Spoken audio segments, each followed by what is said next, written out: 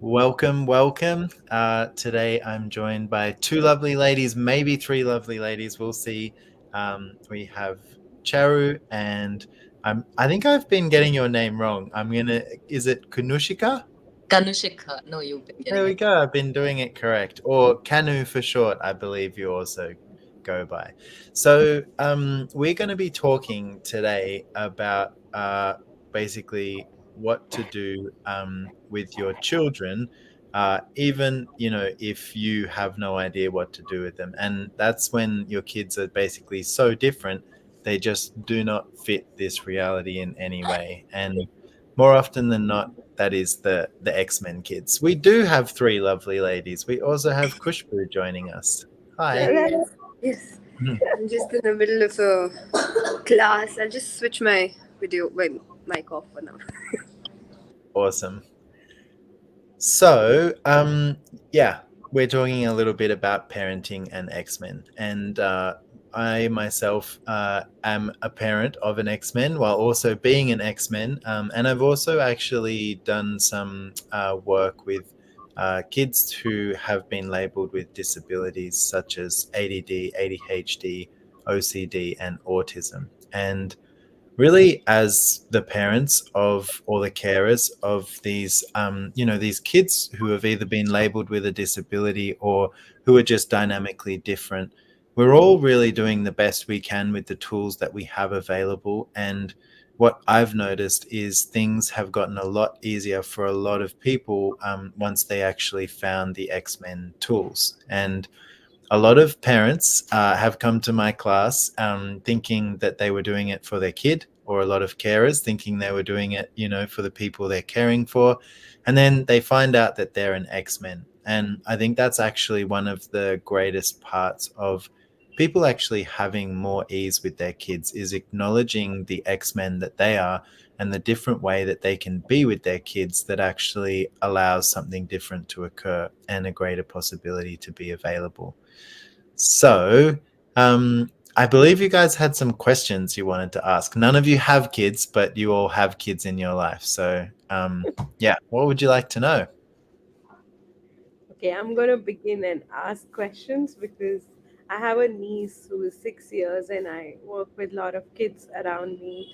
And the basic thing with lots and lots of kids when they are labeled as they have ADHD, or they always require a stimulus to do something in their life, or they're watching TV and eating food, it's like such a big problem, or the screen time is such a big problem for the parents and they don't know what to do with it.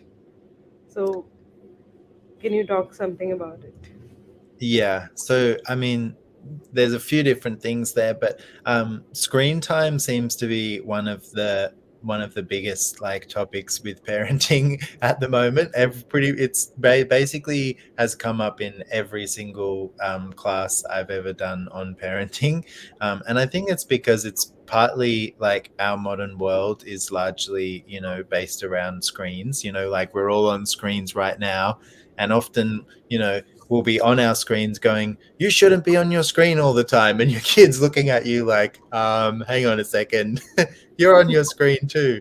So, I think partly it's acknowledging, okay, the world has changed. The way that we interact, the way that we communicate with each other is largely with these electronic devices, that have screens. And partly as well, like when you went to school, if you look at it, you were using things that were relevant to like how your life was going to be. And so, these kids that come in with an awareness of the future, they know that their future is going to involve a lot more like screens and electronics and these ways of functioning. So they partly are preparing for the future, but then there is also this place where they can become addicted to these things. And one of the things that I would recommend is basically having like an amount of time a day where they're allowed to use screens, and then also having at least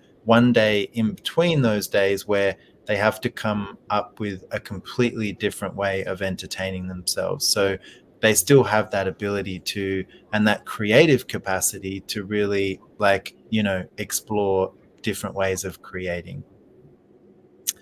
That would be the first place that I would start. And so, if you've got someone who's been doing 6 hours of screen like every day, and they're having withdrawal symptoms, then I think you want to like gradually reduce that back until it's at like a more manageable amount. And it's one of those things that can be really difficult because kids get grumpy, they get upset, they're like, I just want to watch the screen, I don't want to deal with life reality. But you're also preparing them for the future in which they, if they've got a job or whatever they're doing, they're going to have long periods of time where they have to apply themselves in other ways. So part of being a parent, unfortunately, is not being your kids' friends all the time. You've also got to be willing to be the one who makes the choice that actually allows a different future to occur for them. Something very beautiful you said was they watching screen is also they are aware of future and how that is going to contribute. And parallelly, the other thing was like not being best of the friends, but like letting them know which choice creates what. And how do you demarcate? Like how do you put that fine line between what is the right amount of time to like watch TV or break that. Yeah, I mean, I think it depends. It's different for, each individual case, but if someone is spending like more than half of their time like awake on a screen, I would say that's too much. Like really it's probably like especially with X-Men, it's like X-Men need often to move their body. Like you mentioned people that have ADHD, which like basically is an amount of energy that people have with their body that cannot be stopped by this reality. So they constantly need to be moving. And if they're not moving, then they need to do something to distract themselves, which is what a lot of people use screens for. So it's really about also like, how can we actually harness this energy and this capacity in a different way? Like if it wasn't screens, what else could it be? What else could they create? So finding things that they like and that they enjoy, that entertain them, and also use that energy because they like to use it. Otherwise, it's like they feel like they've got no place to actually, they've got no outlets for it. Yeah. Wow. Yeah, can I like? So I've got cousins, I've got nieces and nephews as well, and one of them is ADD, ADHD. She's brilliant. Now, how do you? She's got so much energy, but at the end of the day, the parents are like, so how do they not stop them from being energetic and at the same time not get like, oh my god, like I can't I know. handle this.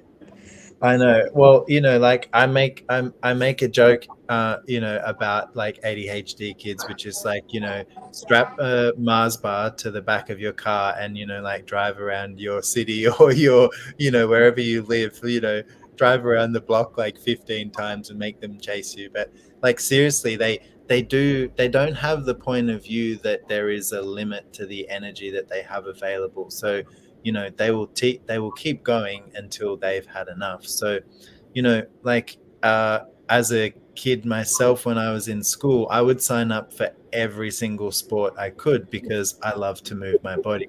So it's like it's finding something that absolutely exhausts them, and if they can do that, they'll actually be happier and healthier, and they'll be more creative in the other areas of their life as well. So whether it be like a sport or whether I don't know, they might be interested in long distance running or like whatever it is, you've got to find different things that work. And it is a little bit, as a parent, like I get it, you've got your own life, but once they join like a team and everything like that, and there's organized like events, they can largely, as they get older, things. So yeah. And that's one example, but it might be like chess, or it might be I don't know, a book club, or like, the kids are going to be interested in different things. So it's about finding what they're interested in, and then how can you use that like to your advantage? How can you empower your kids to use their capacities, to create the greatest result for them as well? And I have another question. Like a lot of ADHD, like a lot of X-Men kids don't like to write, study, or go to school, and they live in this reality where the point of view of a parent is that the basic education is required and they need to go to school. Yeah. Then how do we go around this? Yeah, look, I mean, I think actually that is changing as well dynamically. Like, how many of you, if you want to learn how to do something, do you sort of like look back through like, your school books? It's like you just don't do it. Yes, you might recall some of what you learned, and, we have the basics, but pretty much people who want to learn about things will use things like the internet to learn about what they want to do. And so the way in which we educate ourselves is also changing. And one of the things you've really got to recognize with X-Men is that often they will be way more present with what's happening in the future than they will be with what's occurring right now necessarily. Like, they have this ability to tap into the future. So, like, for example, every phone, every computer has a calculator, so it's like times tables and things like that that were really necessary for people to know. It's not really required that much. If you want to talk to someone on your phone, you can leave a voice note, or you can, talk into your phone and it can type for you. So there are all of these things that are like replacing what we used to have as a, like, something that's necessary. Now, I don't necessarily think that's a good thing. I think it's probably creating more stupidity, which is not great. But you've also got to see, like, where is this reality going? And the X-Men are aware of that as well. So they're aware of what will be required and what's not required. Um, if you look at your schooling, how much of when there was something that was being talked about that was not going to be required in the future, were you like, I'm so bored, I can't listen to this, and you basically just tuned out? So that's what a lot of the kids are doing right now, because they know it's not going to be relevant to their future. It's so interesting that you're talking. I have so many things to ask, and it's like I can do the full class asking you these questions around parenting and kids, because it's so relevant to us, it's so relevant to kids, it's so relevant to parents also. One of the things is like what you said is so much awareness around the future of how things are available in future and how these kids are so aware of it, and as adults, as parents, we still want to follow the orthodox obsolete systems, thinking that it will work, and not getting into the new systems what the kids are aware of, and having a fight over it all the time. Yeah. Well, so one of the main things, and I've been looking at this a lot recently, with parenting, is basically like control. When you use control, you basically are doing an energy that goes against them and goes against you. Okay. And it never really creates anything greater. So, what you've got to be willing to look at is, how can I manipulate this to empower both of us? Okay, because you can use manipulation to empower your kids and also empower you, because the more that your kids become empowered, the less like input is required from you, because they start to step into more of who they are and more of what they know. So you don't become like the one that has to make all the choices for them. They start to choose more and more for them. So, like, one of the best ways to really start this process is to start by asking them questions like, hey, what do you know here? And if you were going to choose this for you, what would you choose? And you just start to put them in that place where they're actually the leader in their life, and they actually get to start to make the choices that allow them to see like what that choice creates for their future. And once that starts to occur, uh, everything gets easier for you and for them. But it's easier said than done, and I say that from personal experience. One thing to say it, it's another to be it all the time. So be patient with yourself, be patient with your kids, and just keep shooting for like empowerment rather than control, and you'll get something greater. So wonderful, because a lot of parents would read, like, come back and say, you said not to control. When I'm not controlling, see, this is what's going on. And then they end up controlling. And then it's going with that dance of empowering them. And if it's not going on, then still going on again and again, like with that. Yeah, like I think to be clear on it, it's like being out of control is not giving up and not doing anything and not choosing anything and letting your kids do whatever they want. So you've got to be aware of like what you're choosing with that.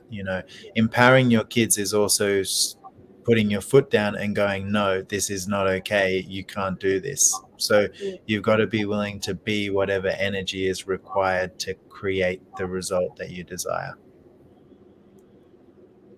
So cool. So, and you have a question? Yeah. Awesome. Yeah, No. I was wondering about like kids who communicate very differently. Like I know as a kid in my household, I communicate a lot telepathically with my parents. Like I barely have to like outrightly had to tell them that what is it that I require, and they'll just present it. I see a lot of kids who are communicating with rage and a lot of anger or not speaking much. So, with kids who have been diagnosed with uh, one of these labels, how do parents who are very new to access or the concept of X-Men, if you can give some information around that, how can they have ease Yeah. communicating with children who are different? Yeah. So, I mean, often when a kid is doing like rage, it is an indication that there's a communication there that's not being received, because one of the most frustrating things is if you're communicating and no one's getting it, you feel like no one hears you, no one's listening to you, and, you feel isolated. So, what we do with the X-Men classes is a lot about like how do we use this capacity to communicate energetically, and what are some of the ways that we can communicate in a different way that creates more ease for the kids and for the parents. And it's not like one tool, it's a whole bunch of tools. But what I've noticed is a lot of the people that have taken the X-Men classes have like contacted me after and just, even just with some of the simple tools that they started using, were like, wow, this has just gotten so much easier. And we're not fighting so much, they're not angry so much all the time, and I feel like I can actually connect to my kid where I couldn't before. So I do know it helps. And yeah, it's really the willingness to function differently. And that's part of what the X-Men invite us to by, being that mutation of the species as well. So yeah, I mean, I think we could talk about this forever and ever, but we probably Mhm. shouldn't because it'll Yeah. turn into a class. Class. Um, but yeah, I'm super grateful for you guys for these questions. It's opening up a very interesting like energy, and I think we'll be talking about this more in the class in India coming up very soon. Booking flights and visas and all of that. So very excited to be coming to Mumbai. Yeah, in at the end of January. So 28th in, and 29th of January, everyone. yes. So if you are interested in attending, reach out to one of these lovely ladies and they can help you with everything you need to know. Yeah, and thank you so much for being here tonight or today. And I will see you guys soon. Thank you for doing this. Thank you. Bye. Bye. Thank you. Goodbye.